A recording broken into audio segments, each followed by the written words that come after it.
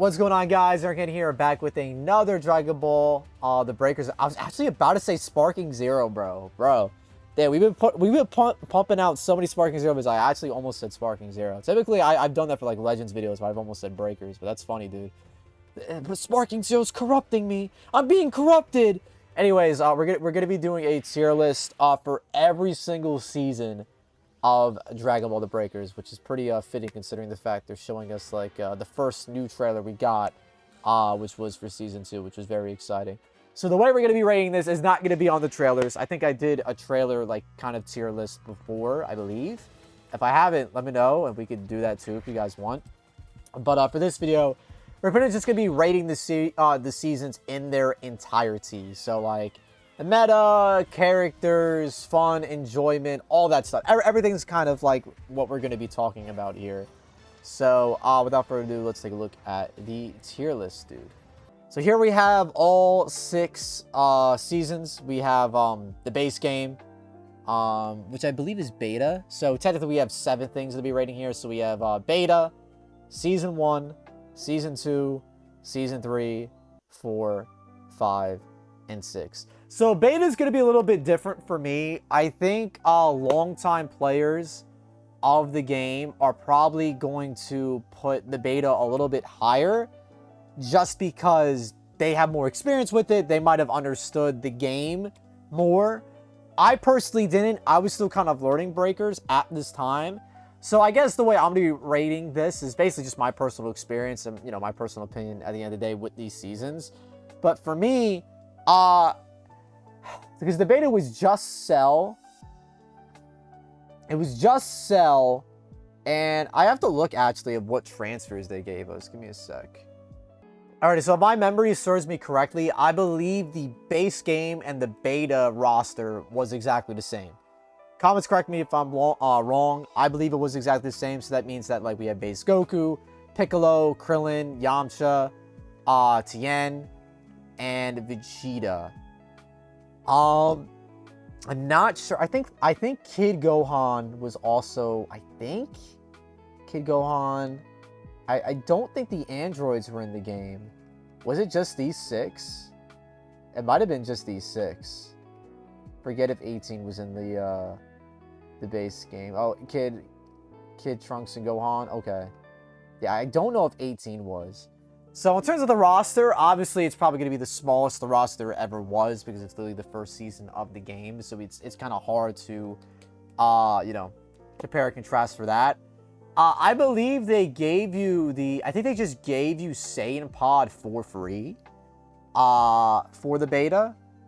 If I'm not mistaken, I think you just got it for free. But this is definitely when the game was probably the most... Yes, it was. Because I think Volley was obviously that carried over to like season 2 and 1. This is definitely when the game was most broken for survivors. Survivors were able to summon Shenron multiple times. You could technically summon again and again and again and have like, I'm not entirely sure because I never did it, but I think you might have been able to actually have a full team of level 4s potentially. I know you could have at least 2. I don't know if you could keep spamming it, but after you did a wish, the Dragon Balls would kind of just disperse and you could just use them again, which is pretty fucking crazy. They got rid of that for the base game onwards. But the biggest thing in the beta version of the game was the damage that you could do as a singular survivor. You know, in the early stages of the game, in a couple of seasons, you could absolutely solo raiders 100%. And the beta was no different in this case. Like, you could literally deal, I believe, like a full bar's worth of damage just with melee. Like melee was king in the early stages of the game. There was actually not really much of a reason to use super attacks, I believe. Because you would just jump the raider, and you would do massive amounts of damage, just overwhelming the raider in that sense. Yeah, survivors were really broken. It was just that survivors were broken, but only the hardcore kind of knew that. You know, hardcore, probably like, I don't know, fucking 100-something people that gave a fuck back then. But even I didn't realize how broken survivors were at the time, because like many others, I was kind of just learning the game, learning the mechanics, like seeing how stuff worked. You was getting used to controls and whatnot. Because again, since this game's inception, it's done a very, very, very bad job of teaching you how to play. I think the only way you learn is like watching streamers, you know, watching creators like myself or tutorials on YouTube. Otherwise, you're not really going to know like the inner workings of like the game and how stuff kind of works. So in terms of rating the season, I think of fun and enjoyment, I'll probably give it a B. We could change this later. Just for me personally, I thought the game was fine. But there were some like really, really bad bugs in the beta. For example, when I played with the 5'9" guys, including Goresh, there is a really bad bug where, you know how you activate everything with the triangle button, essentially, like on PlayStation or whatever button is on your platform. There was a bug where you could just not interact with anything for the entire match. So you couldn't pick up cubes, you couldn't open up crates, I don't think you could work on the super time machine, you couldn't even hop on the ETM. You were essentially just a body to be killed. So there was some groundbreaking bugs, you know, breaking, no pun intended, in the beta as well. It wasn't perfect, it was fun, but if you, like, God forbid, a pre-made got their hands on this game now, shit, bro. You would never see a Raider victory. Actually would never see a Raider victory. And there was just a lot of mechanically different things. I forget when they changed it, but I think they altered the flowing device movement. Even the roll was different. The roll was so, like, the roll was so much better in the early days of the game. I think they really changed the game significantly Season 2 onward. The big changes from the beta was the melee damage, I believe, summoning multiple times, and they really nerfed the fuck out of Saiyan Pod, I believe, as well. Because I think Saiyan Pod, I think it might have been like 60 seconds. It was either 60 seconds or 90. It was really, really low on cooldown. I forget when they nerfed it, but now it's like, you know, 180 or whatever it is now. I totally forget. Also, grapple was really good back then, too. I mean, still is pretty solid. Yeah, it landed, like, instantly. But yeah, that's just my knowledge on the beta. You know, people in the comments, you know, I played the beta. I wasn't really doing content on the game. I think I streamed it here and there, but I wasn't, you know, super heavily invested in the game way back when. So that's why I'm giving it B, at least for now. So here we have Season 1. Season 1 was a crazy time, guys, for the game. Just because we truly didn't know, at least I had no idea, if the game was going to see Season 2. Genuinely, this is when communication overall from the, you know, the socials was at an all-time low. Like, I know I bitch about them just posting about sales and shit, that which I don't think you care about. I definitely don't care about. But at least they were active. They were fucking doing something. At least they were doing something, right? Where back then they were really radio silent, and the one thing that they said when they did post something was the delay, the fucking Season 2 delay, which was very soul-crushing. But I believe the characters they added that season were the androids. This was 18. Actually, I think 18 was a pre-order bonus. So I think 18 was base game, I believe. And if you didn't pre-order, I think you could get her, but not wall kick, on the 17, 18, and 16 banner where they all appeared. And 17 owned the game. He owned the game for Season 1, Season 2, and I think when did he get nerfed? Was it Season 3? It was a while. It was a while that Super Electric Strike was the definitive super tech in this game. At least for people that weren't aware of Special Beam Cannon. Special Beam Cannon being still insane to this fucking day. They've yet to touch it. I do not know why. But the units they dropped in Season 1 were the androids and the villains. And it was the first time they've ever done this. And comments, correct me if I'm wrong, I don't think they've ever had a banner with 4 characters on it. I don't think they've ever done it again. But they gave us Kid Trunks, Goten, Adult Gohan, and Videl. That was a really cool banner. Obviously, Goten was pretty shit. Kid Trunks was pretty solid. Double Buster is still very good to this day. Obviously, Finish Buster is going to be the better super attack. It's aged a lot better. It's just very quick and deals solid damage and whatnot. But Double Buster is still not bad. Videl Honestly, one of the best aging Transpheres as well. Justice Rush is still very good. Sets up some disgusting combos. Like, I've seen a lot of people use Justice Rush in the Final Explosion. Obviously, her Ki Blasts are not that great. And she had Volley. I mean, literally, anybody that had Volley was viable back then. If you guys do not know, every single, like, blast knocked the Raider back in the day. And the reason why this was so insane and crazy was because if the Raider was pinned against a wall, or if it was just a very enclosed space like a cave, caves are very dangerous for Raiders in general, but especially in this case, they would be stun locked and they could not fucking leave. They would have to be smashing like area destruction. If they already used their area destruction, they were pretty much shit out of luck and they just had to take the whooping. You could genuinely get a Raider to 50% health with like 2 shots of full energy blast volley. Easy. Easy. And the biggest thing about it is that it lasted longer based on what level transfer you were at. So if level 1, it'd be a little shorter, level 2, a little bit longer, level 3, exceptionally long, etc. But yeah, Season 1 was also bike meta. And then once 17 dropped, it turned into barrier bike meta. Where the hell is bike at? I forget what the hell it's called. They only do by order required because it's definitely going to be up top. Yeah, capsule device, yeah. Bike was absolutely insane. You could dust Raiders with ease. Even without the barrier, you could still get away with it sometimes. But with the barrier as well, it just made it like a combo, like a true combo, essentially. Like, the Raider could still potentially catch you, but just with barrier, giving yourself some invincibility to kind of escape with the bike, it made it very, very, very strong.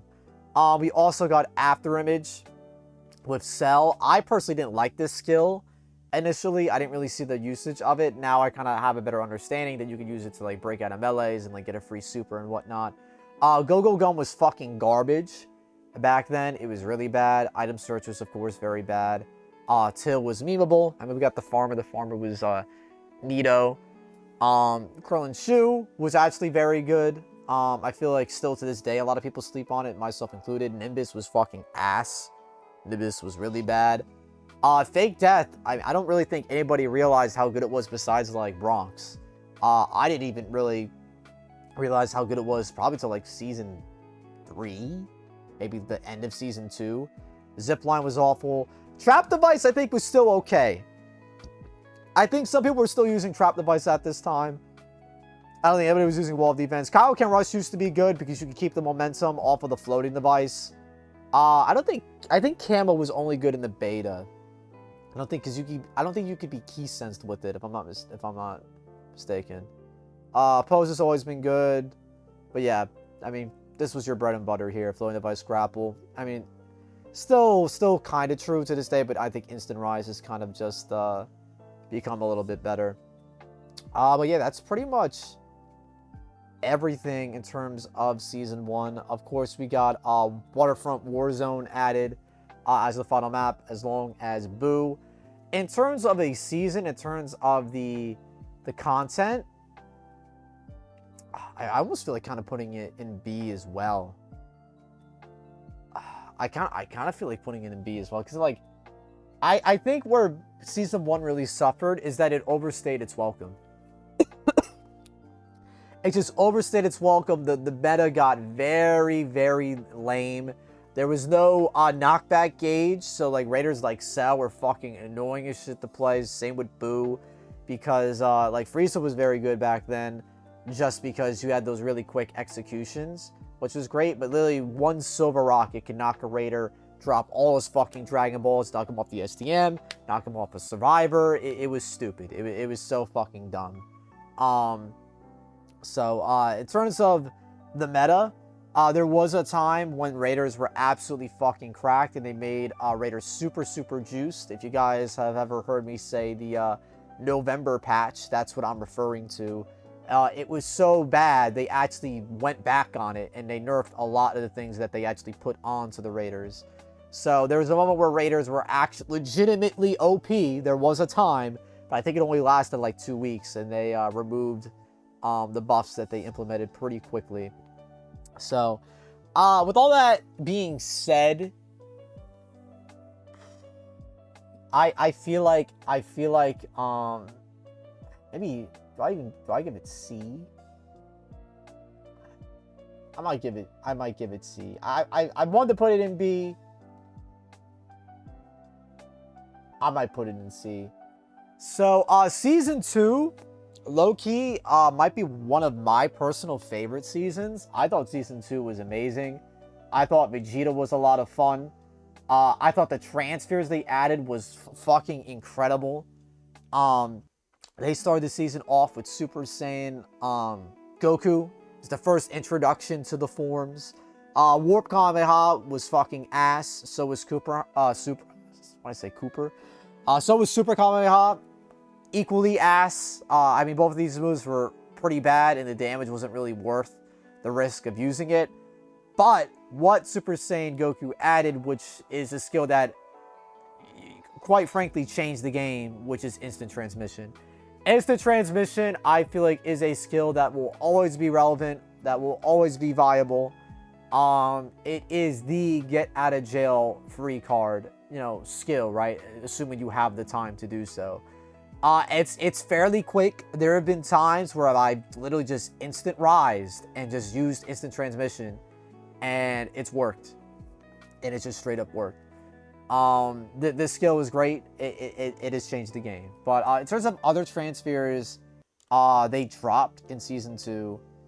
Super Saiyan Kid Gohan. I forgot. Oh, yeah, I forgot. I know we didn't really talk about passives for season 1. I don't think there was anything crazy in season 1.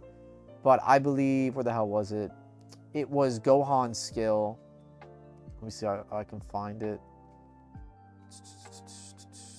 I remember Slide was my favorite. This was on Trunks.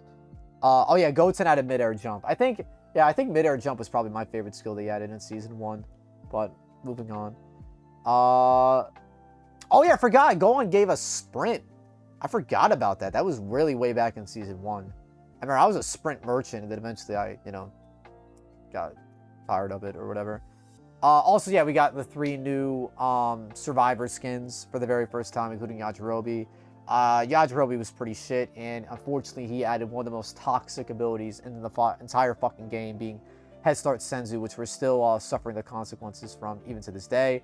Yeah, Princely Pride was a meme skill. That's funny. Where the hell? Oh yeah, Exploration Enthusiast.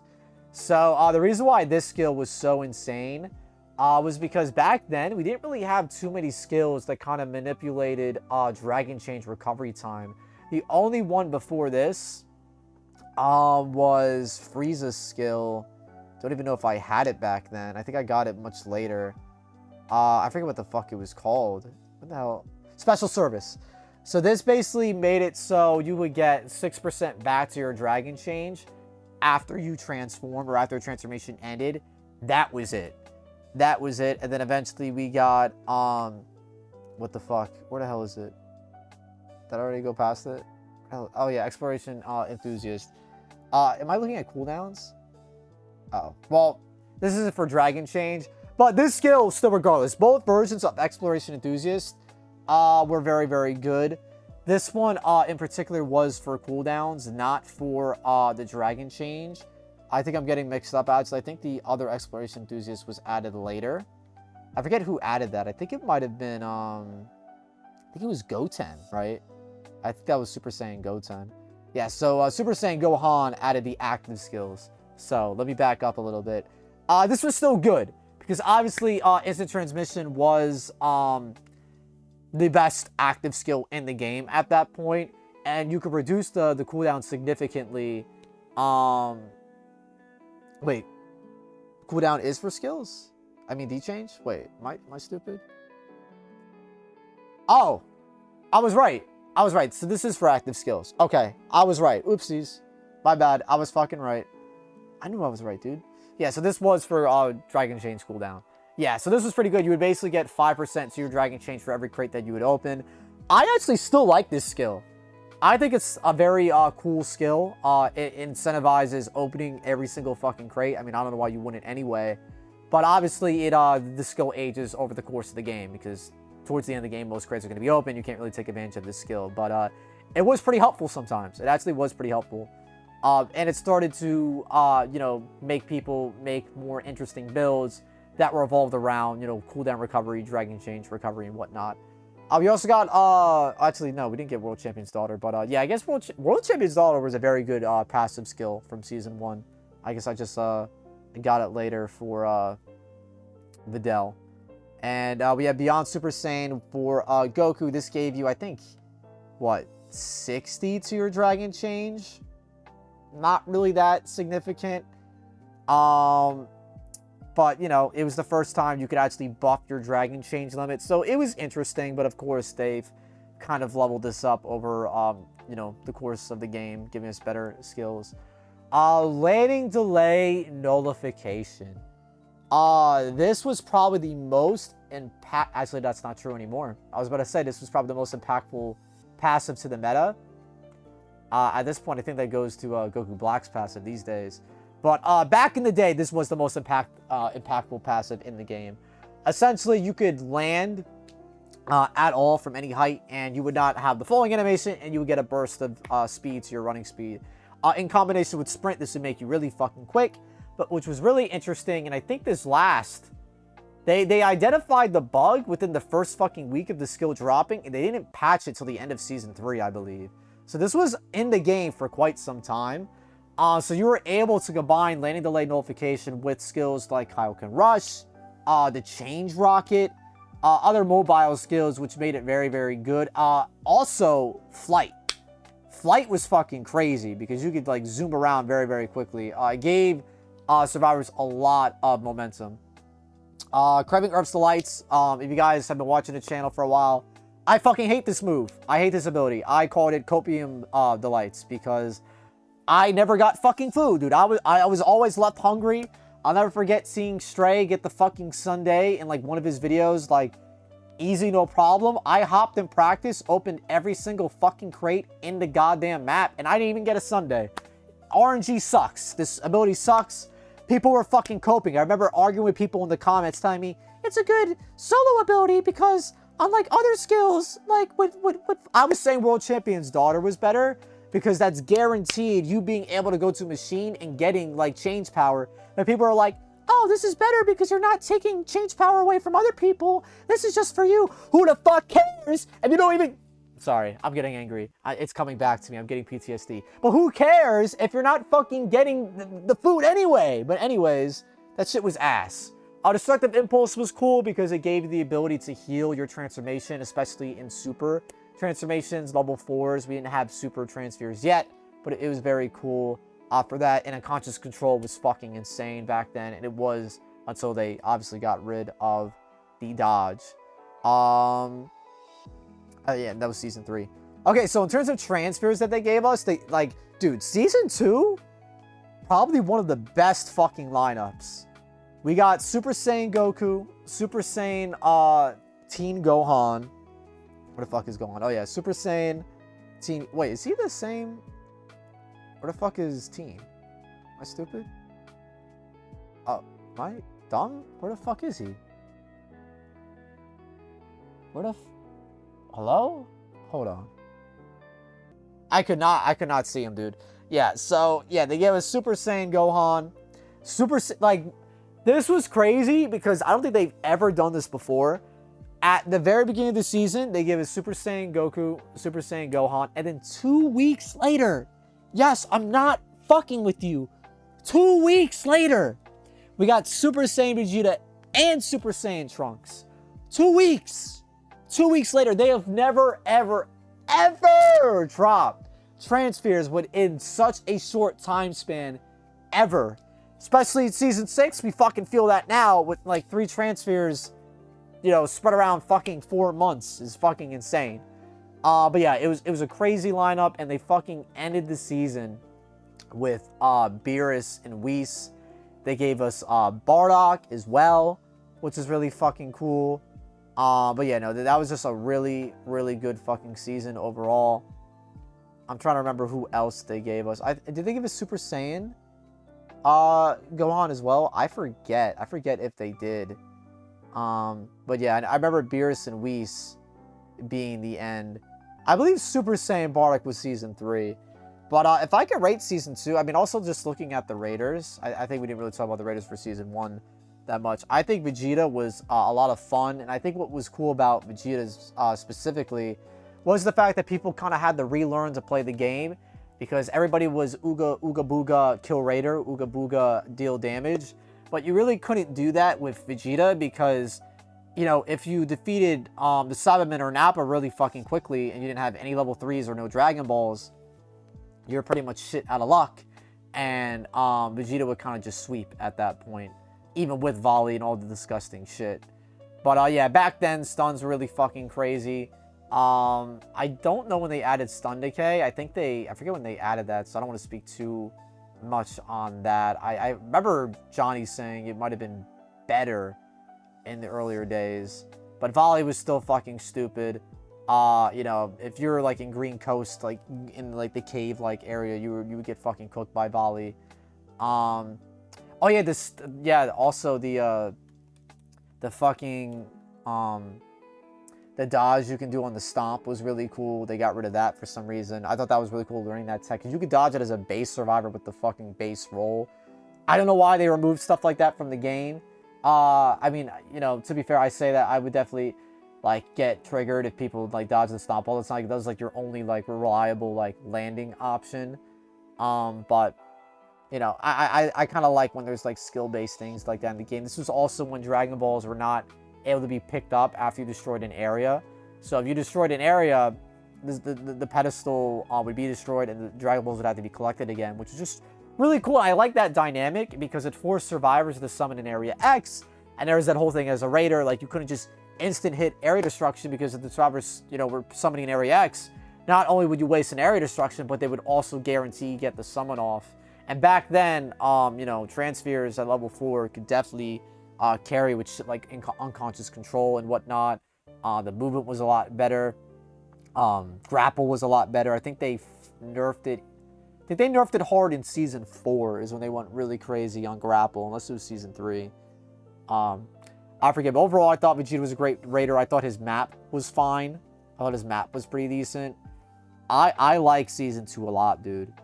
I think I'm gonna put Season 2 in A.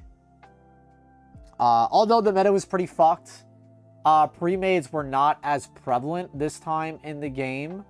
At least in my experience, the game was still pretty fresh. You know, ranked was still not a thing, so losses didn't really matter that much. They did try Raider Q, but I think it was literally in there for like a day and they got rid of it. But I really like Season 2 a lot. I really enjoyed it. That's pretty much it. I think we went pretty in-depth for Season 2 as opposed to Season 1 and the beta. So next up we have Season 3. It's so funny because I think back then, during the time of the season, I was thinking that was probably the worst season and the season that killed Season 3. What was interesting about Season 3 is they did a public test server. So if you guys are not familiar with what a public test server is, or what they did, or what it was about, essentially it gave you early access to the new map. I think you got early access to the new map, I believe. And they let you play with all the new skills and all old ones. Because it was a public test server, and it was technically separate from the base game. So you're able to use and experiment with every single skill in the game for free. And you were able to use it at +10. So you had it mastered too, which is really, really cool and awesome for free-to-play players. The only caveat, and the only reason why I wasn't a fan of the public test server, is because I feel like it removed a lot of the excitement and hype from the actual release of Season 3, because it felt like Season 3 had 2 release windows. Like, we got to play Ginyu, you know, prior to the release and in the PTS. And in the PTS, Ginyu was fucking insane. He was fucking cracked. He was borderline unbeatable. Just insane. And the same thing with Vegeta. He was an auto-evolve raider, meaning that you couldn't just ooga booga, you know, kill the raider. And not only could you not do that, Goku was fucking strong. Jason Birder are still pretty strong to this day. And then Ginyu was insane with Jason Birder alive, right? Alright, so chat informed me that in terms of transfers for the PTS, you were able to use Super Saiyan Bardock, Super Saiyan Goten, And I believe they gave a Super Saiyan 2 Gohan. I believe. If I'm not fucking mistaken, I think that was... Like, they came fucking swinging for Season 3. Season 3 actually had a very good lineup as well. I mean, it started off very good. Because we got Golden Frieza. And then we got Kid Buu. And then we got... who the fuck else? We got Ginyu, who was pretty ass. To be fair. I forgot to talk about the Survivor skins in Season 2. Season 2, we got actually really good Survivor skins. Besides Yajirobe, we got Chi-Chi, King Furry. Chi-Chi was very good. Still very good to this day. Bancho fan's very good. The airstrike from King Furry's okay. But yeah. Season 3 gave us Baba, who back then we all thought was fucking ass. Now she's very good against fucking Baby. Sorry, I feel like I should have not phrased it like that. But yeah, you know, any fight character is really good against Baby. She had the Dragon Ball detection skill, which I didn't think was that great at the time, but in a pre-made situation, I think it's very fucking good, especially when you have, like, you know, SWAT comms that some of these fucking pre-mades have. You know, it's a very good skill. The other Survivor skins, I believe, were Dende. Who the fuck else was it? Let me look at the Survivor skins. It was Dende and King Kai. Yeah, so these were probably some of the best Survivor skins we got. Dende having supportive abilities was a really welcome addition to the game with Let Me Heal You and Dragon Clan Healing. Both very good skills. King Kai, not as great telepathy. I think was only, you know, useful legitimately against, like, I guess Baby or, like, you know, a Cyberman, just because they have, like, you know, moves that can instantly down you. Get Out of Here Bubbles was a very fun ability, but I don't think it's very, like, competitive, you know, viable. But I thought his animations were very cool. I thought Dende with the Dende Deagle was pretty funny. And then Baba, you know, Baba Gang, pretty cool as well. But this is back when they, you know, had the free Survivor skin on the Dragon tier and whatnot. But yeah, I think Chi-Chi might have the best animations in the game in terms of, like, attacking and whatnot. But yeah, let's get to the Transpheres again. So they started off swinging. Really good Transpheres with Super Saiyan 2 Gohan. To this day, one of the very best Transpheres in the game. Has Kamehamehas at level 2 onward as Ki Blast. Motionless Kamehameha being a true Vanish Kick combo, dealing respectable damage, coming out very quickly. Super Goten is fine now. I mean, back then, I guess, when did they nerf Volley? Was it Season 3? I think it was Season 3, yeah. So, unfortunately, I don't think Super Goten was that good back in the day, especially because Super Kamehameha wasn't that good either. Oh, yeah, also the Soul's passive. I nearly forgot about the Soul passive. Yeah, you're all going to pay. Very, very good. Very, very good to this day, honestly. But especially back then when you were able to more reliably carry. Like back then, you know, with unconscious control, having the options that survivors had back then, with landing delays still being a thing back then, it was definitely very possible to let you solo raiders, assuming you were able to grab a couple souls. It was very, very, very, very, very possible. I guess I forgot to talk about the villains from Season 1, but I'm just going to talk about them now. I mean, they were very good. I think they were slept on. I think Cell is still very slept on. He is literally the best Transphere with Special Beam Cannon. I don't really like saying that because I don't want people using him in that way, because I think Perfect Kamehameha is, you know, a viable skill, but obviously Special Beam is going to be the best, and he has Kamehamehas as his level 3. Final Form Frieza is very good. The discs really did grow on me. I'll get more into that for this season. Death Ball being very good as well. Boo's always been kind of bad. But yeah. So we had Super Goten, and then we had Super Saiyan Bardock, who gave us... I forgot to talk about Rebellion Spear. I forgot to talk about Rebellion Spear on Bardock. Yeah, Rebellion Spear is very good, dude. Rebellion Spear is very good. It's still good to this day. I remember you could, like, cheese it back in the day, though. I think it was very spammy. You could still kind of spam it, but you could, like, chain these back to back to back. It was kind of wild, because it was a lot faster than it is now. But, you know, Riot Javelin, unfortunately, was not that great. His Key Blaster is still pretty bad. But he still has Rebellion Spirit, and it's, you know, it's fucking Super Saiyan Bardock, dude. Like, you know, Bardock is really cool. And then we got GT Pan, who surprisingly, I think might have been one of the best transfers that we got that season. We got a lot of I think season 3 was that the season with the most transfers? I think we got 11 that season. I think the weakest banner, the one that was the least interesting, might have been the one with Pan, funnily enough, because it gave us Great Saiyan Man. Obviously not really that hyper exciting. And this was back when they fucking continuously gave Gohan like just the same fucking super attacks all the fucking time, at least for his adult variant. That's why I was so happy that Super Saiyan 2 Gohan finally got something different, because look at this. Full Power Energy Wave, Miseko Kamehameha. Full Power Energy Wave, Miseko Kamehameha. And the same thing for adult. It's just like, dude, give him something, please, bro. Holy fuck. But yeah, introduced those laser key blasts. Was Pan the first character to have laser key? She might have been. Yeah, she might have been. Yeah, she had really good key blasts at level 3. Pan to this day is still very good. Oops, okay. Oh my god. Alright, yeah, so my dad was listening to the Spotify.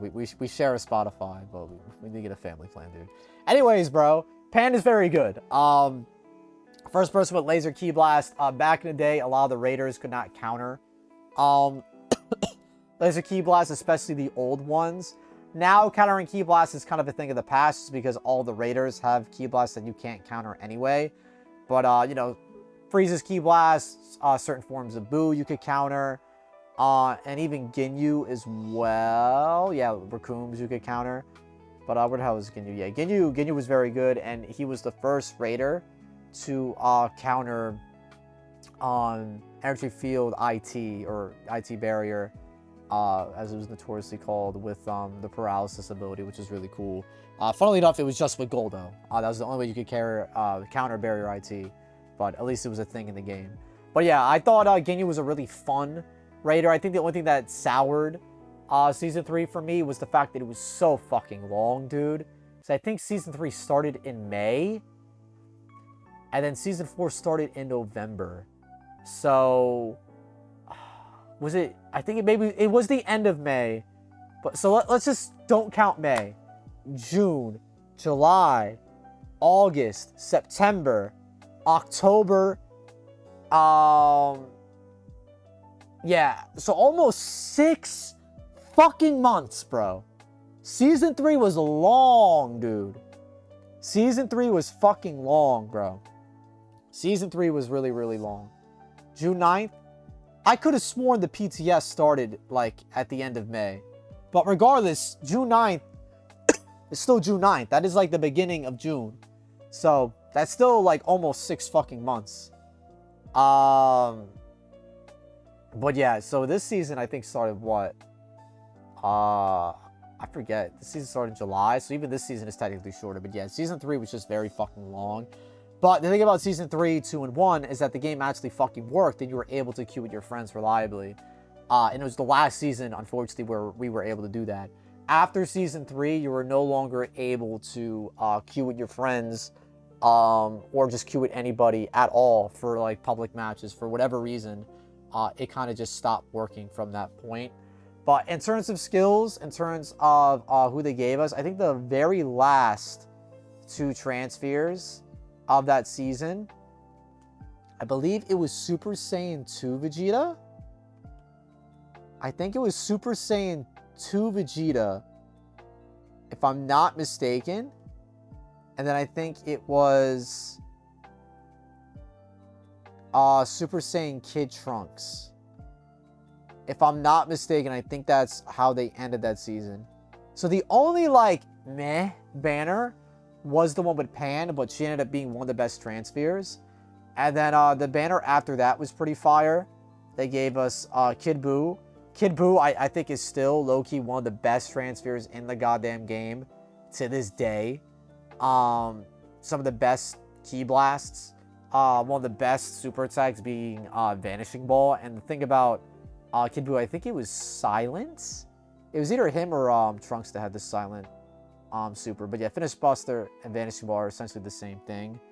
And then we had Ginyu, who was fucking ass. And then Golden Frieza. I actually like Golden Frieza. Although Crazy Finger Shot is fucking awful, Emperor's Death Beam is laughably bad. Depth Slicer, I think, isn't that bad. It's good, consistent damage, especially good in team fights. If the Raider isn't actively dodging or isn't aware that they're out, they're gonna hit every single time, and it's just good. It's like the closest this game gets to a hit confirm. I really like Depth Slicer, and he also has the slicers for his level 2 Ki Blast. So I think Golden Frieza is low-key one of the best level 2s in the entire game, to me personally. But yeah, overall, I think the two things that really cuck Season 3 is how long it fucking was, because it was definitely the longest season.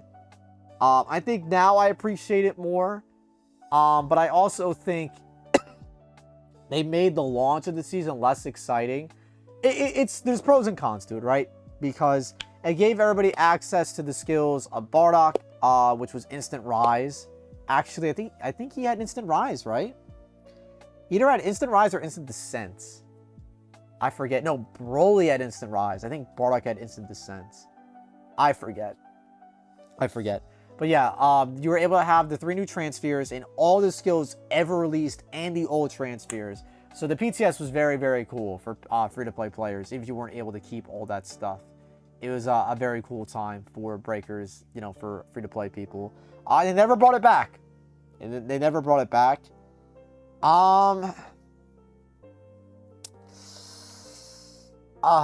Like, I'm tempted to put it...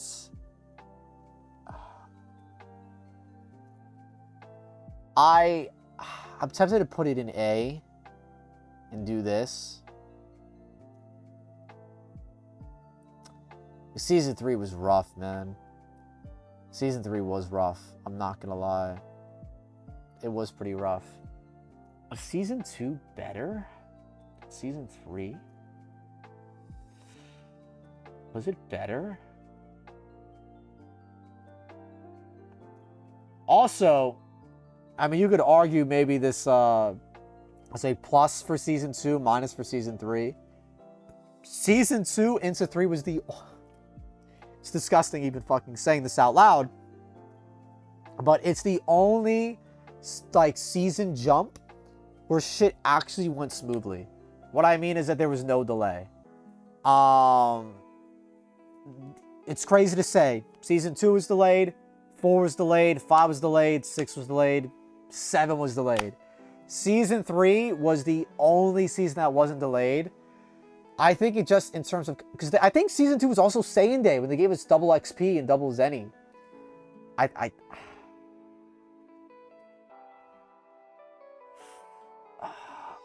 think I might give it to Season 2.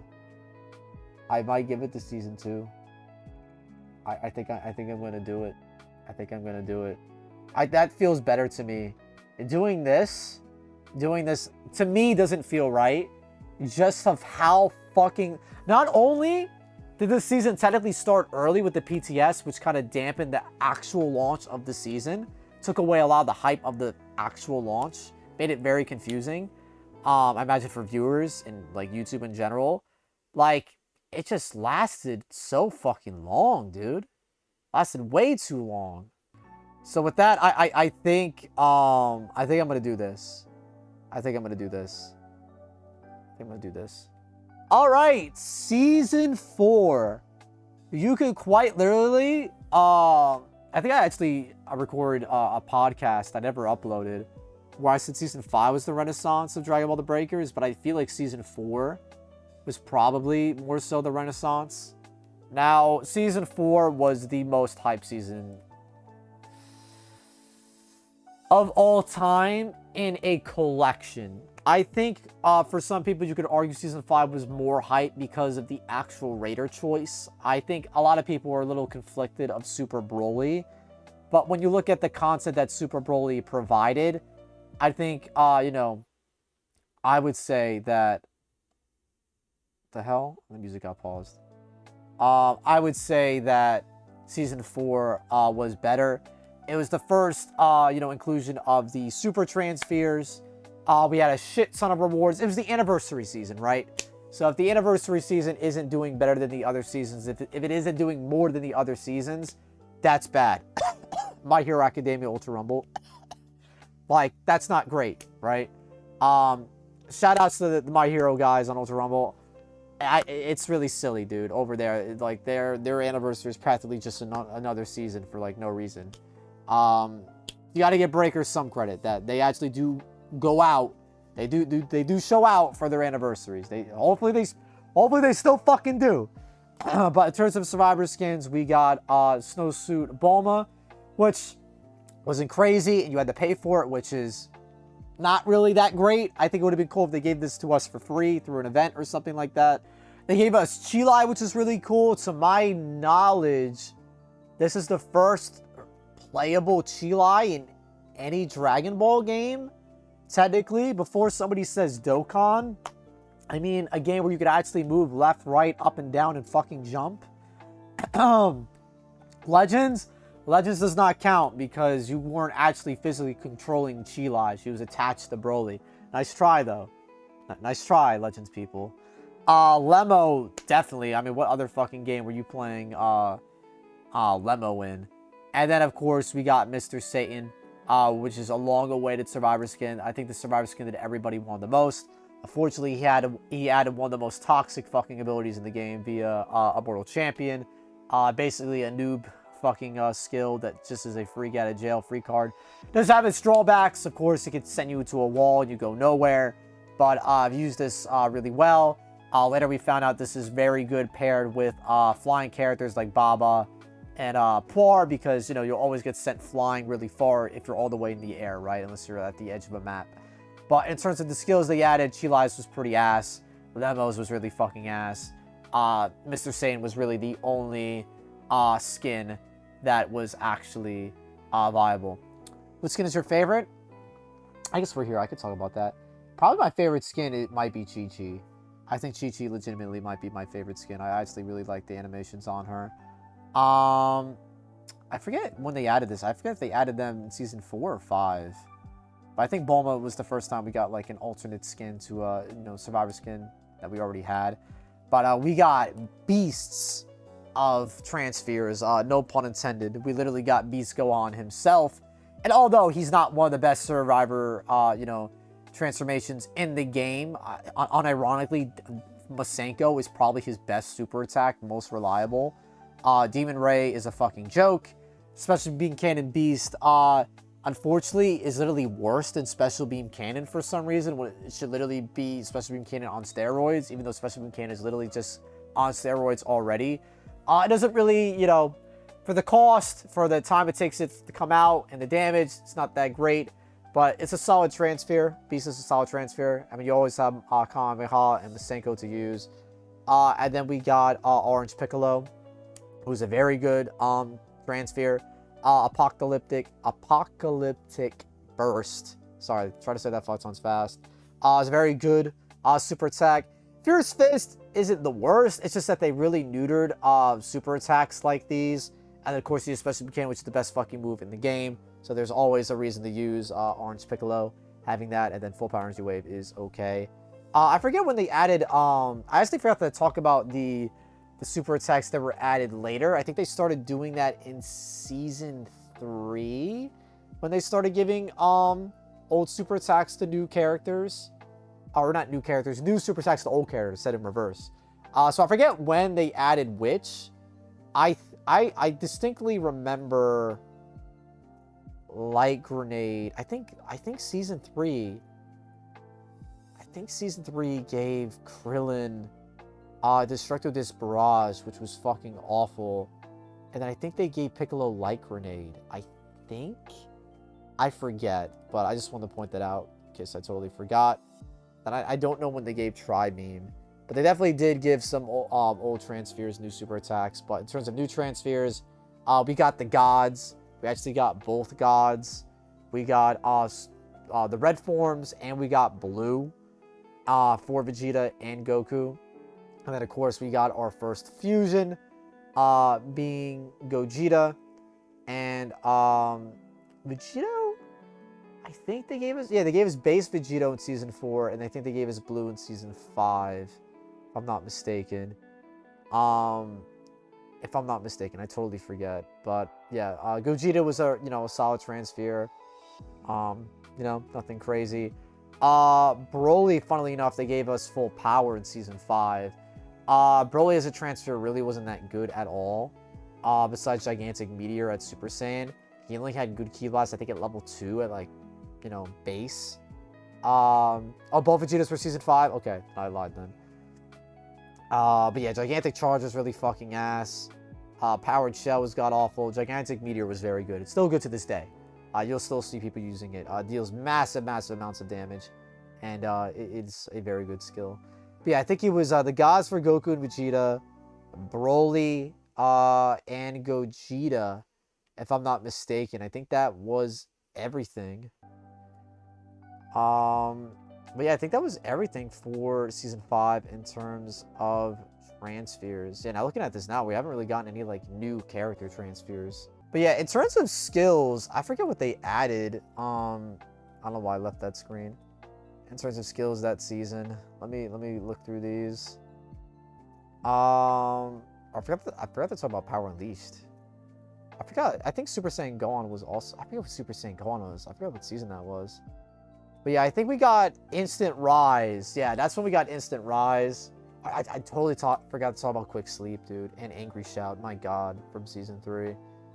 Okay, but yeah, we got Thanks and Cook, which were pretty ass. Cook is a fun ability. Thanks is just ass. Savior Has Come is not that great. Instant Rise is really good. And that's it. Yeah, I think we only got 1, 2, 3... Wow. 1, 2, 3, 4. 4 active skills. Wow. Okay. Damn.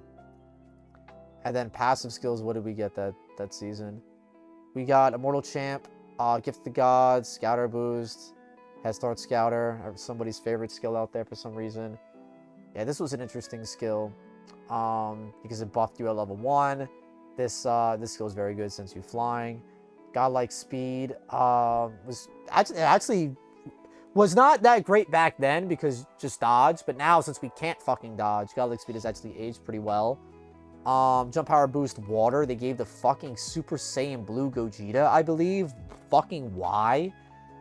Stardust is pretty ass, just increases your melee when your shit is about to end. Power Beyond Power, I was a big fan of this skill. I think this was Super Saiyan Blue Goku. Trained by an Angel, I believe, was God Vegeta. I think it was Super Saiyan Blue. This skill is aged really, really well. Shocking Evolution Speed, I believe, was base Broly.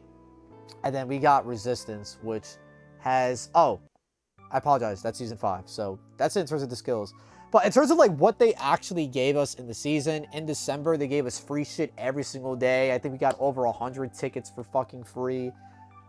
Just in terms of rewards, it was the best time to play the game. It's the best time to play the fucking game. For the people that are like, why are you telling people not to play the game right now? You're hurting the game. First of all, fuck you. The reason why I'm telling people to not play the game right now is because second anniversary would be the best time to play the game, just like it was for first anniversary.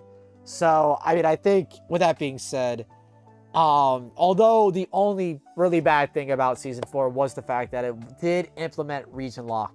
And for that, you can make the argument that it belongs here.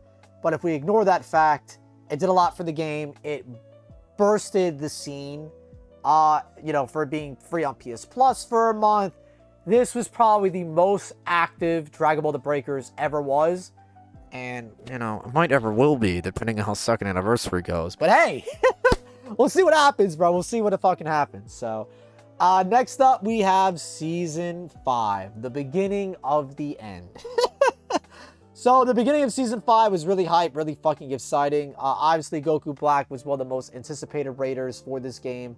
Just one of the most anticipated raiders of all time. Like, I'm very conflicted by them doing Goku Black right after Broly because why the fuck would you do 2 hype raiders back to back like that? You know. But also, you know, glazing Season 4 some more. The reason why this was to be in Z, they announced Crossplay. They announced Ranked. There's just so much shit that they fucking announced for the anniversary stream. It was just such an exciting time to play the game. I enjoyed Season 4. It felt like towards the end it lasted a little bit long.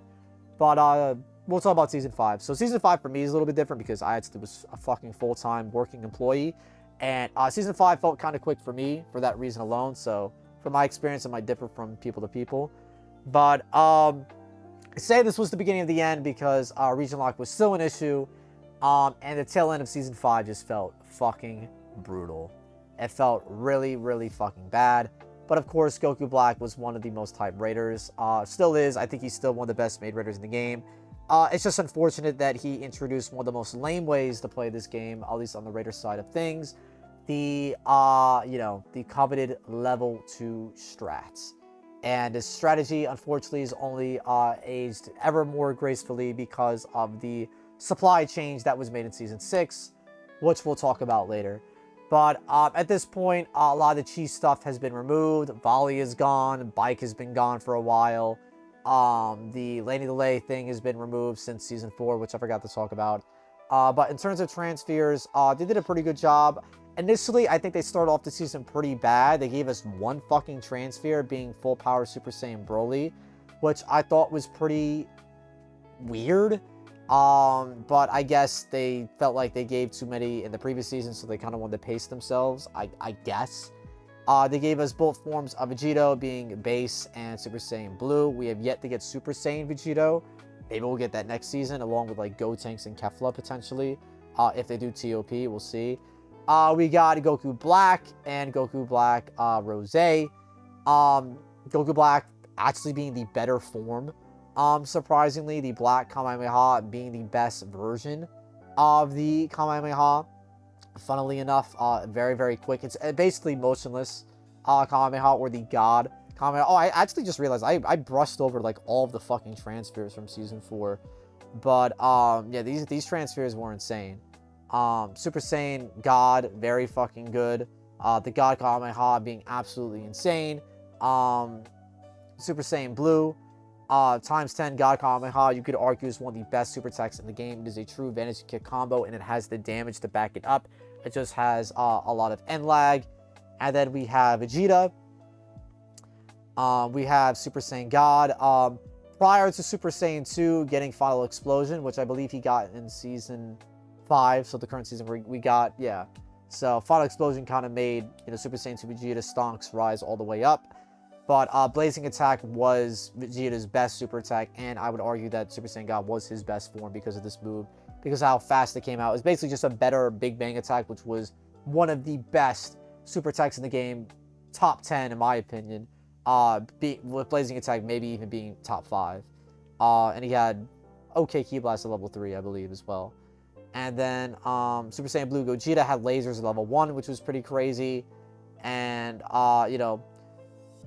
God Punisher being one of the most memeable fucking super attacks of all time. I think this move was supposed to be very good back in the day prior to the knockback adjustments, but I think they didn't incorporate or think about the fact that God Punisher was going to be absolutely ass with the knockback gauge, since all these hits are not going to be, knocking back the Raider. But Soul Punisher is very fucking good, very annoying as well. And it just has a massive fat fucking AoE. You can just fly all the way up above the STM, throw one of these bad boys down, and the Raider is probably going to get hit by it every single time. This is very, very difficult to dodge just because the hitbox lasts for so fucking long for like no reason.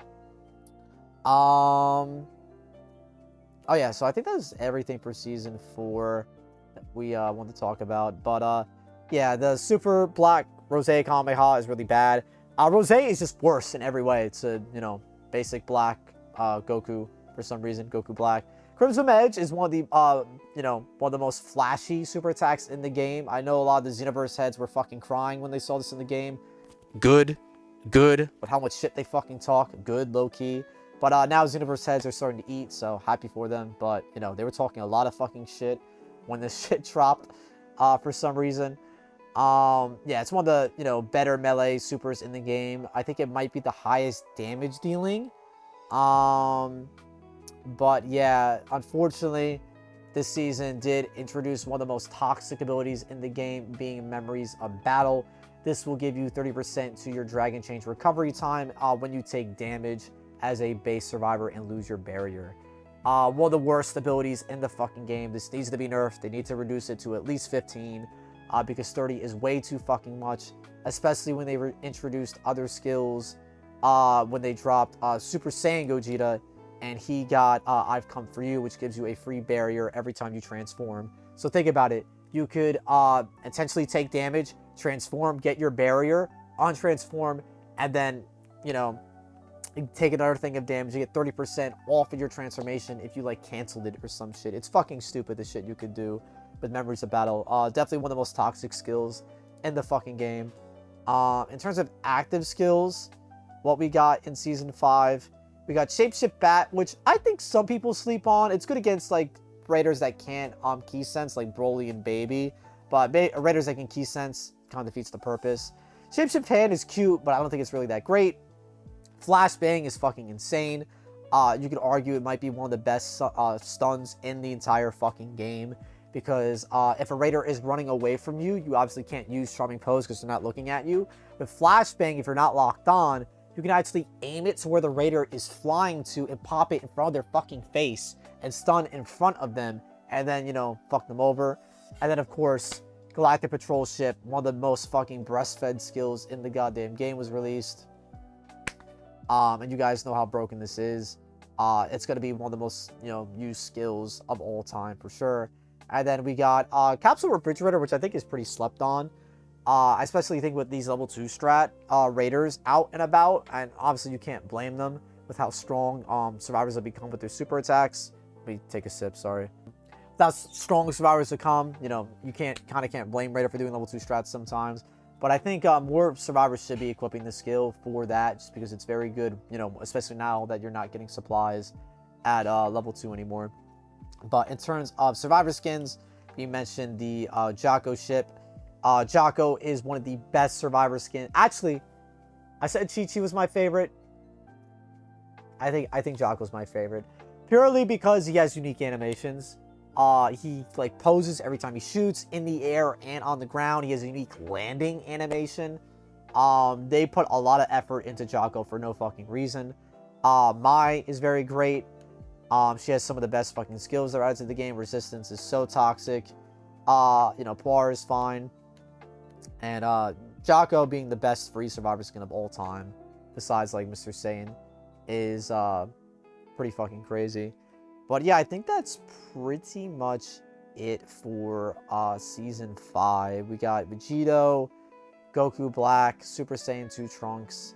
That's it. In terms of transfers, it was okay. I think getting Crossplay was a huge W. But I think the tail end of Season 5 was really, really rough. I think a lot of us felt it. So I think for me, the lowest I would put Season 5 is probably B. But I think for what it did, adding Crossplay was a big move for the game. Unfortunately, with the region locking bullshit, it almost doesn't even fucking matter. I think I have to put it in A. But for the lack of being able to fucking play with people, I think it's gonna stay here. If you want to do this, or even this, that might be a little, like, crazy. I respect it. But, I mean, for Crossplay, that is a big fucking W. Maybe I'll do this just because of how much weight that holds. It's literally the first fucking Dragon Ball game to have Crossplay. But the fact that it doesn't work, you could do this. But if that really means something to you, you could do this. I guess I'll do that for now. But I personally want to do this because I can't fucking play with y'all anymore. Unless we do custom games. So I personally want to do this. No matter how great having Crossplay is, the fact that it fucking doesn't even matter, you know, who cares, right? So I'm not even going to talk about it. Season 6 killed the fucking game. You guys heard me say it probably at least once a week. If you've been, you know, tapped into the content, once a month, depending on how much you've been tapped into the content. Season 6 borderline killed the fucking game. I don't care how much, you know, dick riders love to fucking complain. That I complain. It did. It fucking did. We got technically one survivor skin this season. We got 2 variants of the same. Apparently they couldn't get it to work. That's the reason why they made 2 separate survivor skins. That's fair. All well and good. You know, it sucks. I get it. Bola, there's no fucking excuse. There's no fucking excuse why Bola was a paid survivor skin. They could have just made her fucking free on the Dragon tier and just gave us 2 technical Survivor skins. I think everybody would have much preferred that because she literally added nothing to the fucking game. Added nothing to the fucking game. And we got no new Survivor, no new super attacks. You know, I didn't really talk about, you know, some of them because I forgot when they were added. But in Season 5, they added Heat Dome to Trunks, which is fucking insane. They added Tri-Beam to Tien, I think in like Season 3 or 4. They added Super Destructo Disc in Season 5 to Krillin. And, you know, some older Survivor skins, like even Piccolo got like Hell Zone Grenade and whatnot. It was something that they were doing, which was really cool. Season 6, they said, fuck you. No new map. No new super attacks. Literally every single fucking Survivor, every single Transphere that we got, not a fucking super attack to their name that was new. For Super Saiyan 4, Warp, Super, and Basic Kamehameha. For Vegeta, we got Big Bang, Gallic Gun, and Final Flash. And for Super Saiyan 3, we got fucking Warp, Kamehameha, and Super Kamehameha. So virtually there is no fucking difference between Super Saiyan 3 and Super Saiyan 4 besides, I guess, slight Ki Blast differences. And I think Super Saiyan 3 might have better Ki Blast. It's just fucking skills. It's just fucking skills. So no super attacks added to old Transpheres. New Transpheres, which are just technically fucking forms, didn't get fucking new super attacks. Just 3 skills. 3 skills, and I think we might have got 5 skills in total in the entire fucking season from like launch and whatnot. You know, so where credit is due, launch did add a cool, you know, active skill. Oops, I just fucking equipped her for some reason. 2 skills. I memed on Expert Driver Item Recovery. It actually is a very solid skill. It is very solid. It actually does, you know, reduce a lot of time in the match. Sneeze is also very good as well for resing players. This is also very good in combination with the fuck. All right, the music is back. Sorry about that. Hold on, let me lower it like a tad bit here. But yeah, no new map, which is fucking ridiculous. All that shit. The only positive I could really say is that I think Baby on paper is a very interesting raider from a casual perspective. I think he's probably the most interesting raider because of the civilian level. But he's fucking awful. He's the worst raider on release. They have not buffed him. They have not patched him at all. They haven't nerfed him either. They have not touched him. So I don't know what the fuck they plan on doing with Baby. I don't know. Baby is... He is definitely the worst raider on release. I don't know. I don't know. Like, there are still people to this day that claim he's like one of the best. I don't know why. I don't know why people choose to cope for Baby specifically. I don't know if he's people's favorite character. I do think I did underplay level 3 Baby a little bit at Super Baby 2. I think he is solid. But he has no crowd control. He has no crowd control, and his unique being the servant, you know, thing. If you're not actually eliminating players, then that's a whole fucking active skill that Baby just doesn't have. But yeah, Baby is by far the worst raider on release. I would say you could argue he's the worst raider right now. You could argue that he's a snowballing raider. He snowballs. You get, you know, the Great Ape. You win, right? You're not gonna lose at that point. But yeah, there's not much to say about Season 6. You know. What the fuck is there to say? Y'all know how it is. The season, you know, the anniversary has been delayed. For the actual anniversary, they fucking did nothing. They're introducing a final banner that is going to just literally be all the 3 banners, the 3 new banners just combined, which is low-key a slap in the fucking face to the people that actually went out of their way to summon on those banners. You might as well have just fucking waited.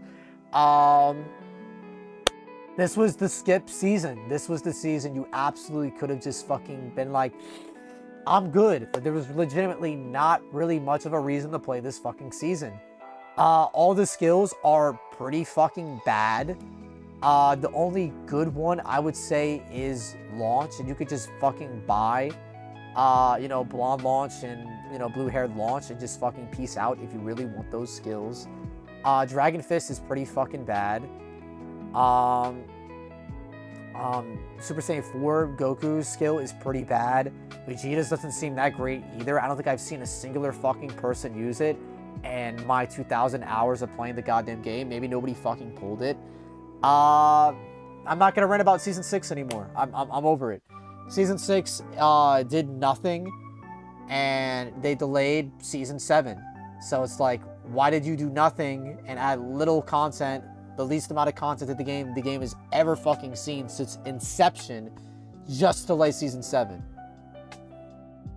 It makes little to no sense. So that's going to be my tier list. I don't think I really need to adjust anything because this is just kind of like my personal experience. You know, you could maybe do this depending on your preference. I just think Season 1 lasted a little bit too long. Overstayed its welcome. I was unsure if the game was going to fucking live to see Season 2. Back here, you know, I was still hopeful, optimistic. Season 3, I feel like was fine. It was just way too fucking long. Season 5, I just feel like, you know, if it wasn't, that's the thing. If it wasn't Goku Black, and it wasn't, you know, the Future Saga, in terms of, like, what they actually added besides crossplay, and it's crazy to even say besides crossplay, because crossplay is a big fucking deal, but the fact that it doesn't matter is just really sickening. I mean, you know, realistically, probably should do this, but for me personally, I'm doing this. Season 2, I felt like was really fucking solid, man. In terms of rewards that they gave out. I think Season 3 was the start of events, to be fair. Then Season 4 was the sort of ranked and whatnot. But Season 4, Transpheres, Raider, map. Although I don't think Broly's map is most people's favorite map, it is the most unique, and you got to give it that. I just think of things that they did. They added map hazards. They still haven't even done that since. I think there's just a lot going for Season 4, even if it was the start of region locking. There was just so much going on. The player base was so high, the region locking didn't really affect the queues at that time, just because so many people were playing the game. But if you were in those other regions, if you were on Xbox, you probably still felt it. This was kind of just the golden era of breakers for PlayStation. On PC, I can't really speak to that, but for PlayStation, it was fucking great. It took like 30 seconds to find a game. And Raider Queue, I low-key didn't hate it, but unfortunately it did fuck other queues. The start of the season was pretty fucked, to be fair. I think the first 2 weeks were pretty fucked. You couldn't even play the new map for like a month. It was pretty bad. It wasn't without its flaws, but to be fair, I don't think there was any season that didn't have its flaws. I mean, you could argue maybe Season 2 had the least amount of flaws, but it was one of the most broken seasons too. But that's going to be my tier list, guys. For all of the seasons of Dragon Ball The Breakers. Let me know if you agree. Let me know if you disagree. I mean, if you have this season and like any other tier other than that, I don't know, you're fucking crazy. Maybe I'll put a link to this tier list so you guys can, you know, make your own and share in the comments. But yeah, I think Season 4 was by far the best season for Dragon Ball The Breakers. But with that being said, let me know in the comments below what you guys think. Hopefully Season 7, you know, just takes it a step above Season 4, and, you know, we're at a new golden age with the game. They remove region lock, and hopefully we're all fucking holding hands, singing Kumbaya, and, you know, this game will live on, but we'll see. But yeah, y'all, leave a like if you enjoyed. Comment down below your thoughts on the tier list, where you'd put placements, and what you thought about my tier list, and subscribe to the Ironcane channel for more videos like these, and I'll catch y'all in the next one. Take care, stay safe, have fun. Peace out, dude. Peace out.